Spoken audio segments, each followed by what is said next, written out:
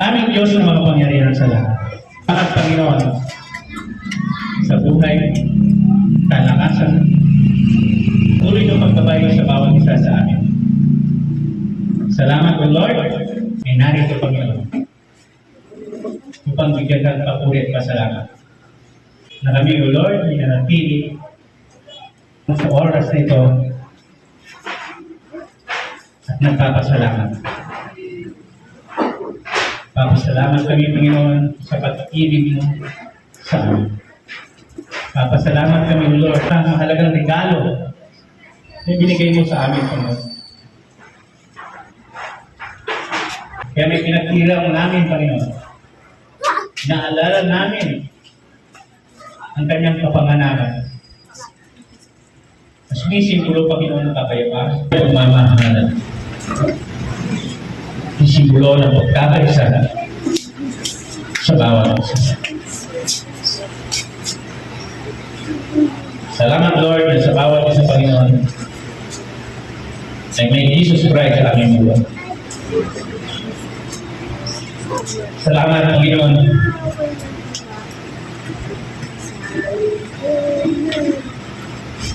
Nanalo mo kami pinatibay.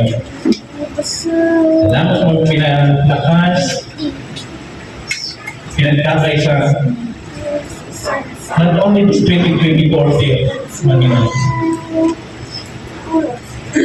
Hindi naranasan ng bawat isa, Panginoon. Higit sa pagpapala na pinagkaloob mo sa bawat ito, Panginoon. Ramdam namin, Panginoon, ang pagmamahal mo. Ramdam namin, Lord, ang nais mong iparating sa amin, Panginoon.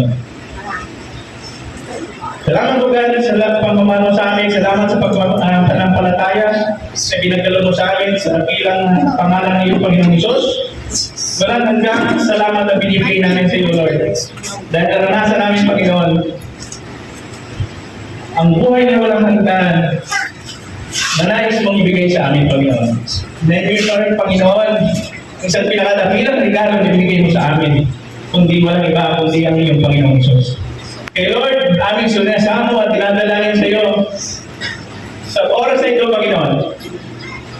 Sa pagpasok ng 2025, Panginoon, as we all of us, Panginoon, we pray, Panginoon, sa iyo na we bring us closer and near to you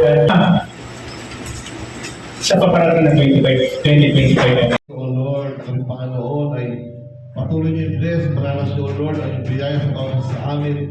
Kami maranas ng kaligayahan, katagumpayan sa aming buhay, na kami, Panginoon, ay patuloy niyo pagyayamanin ang aming buhay, O Lord, at patuloy niyo may protection na. At patuloy na siyahan, O Lord, ay ibibigay niyo sa bawat sa amin. O Lord, maigilin ang aming buhay para sa inyong kapulihan at sa aming pag-uwi.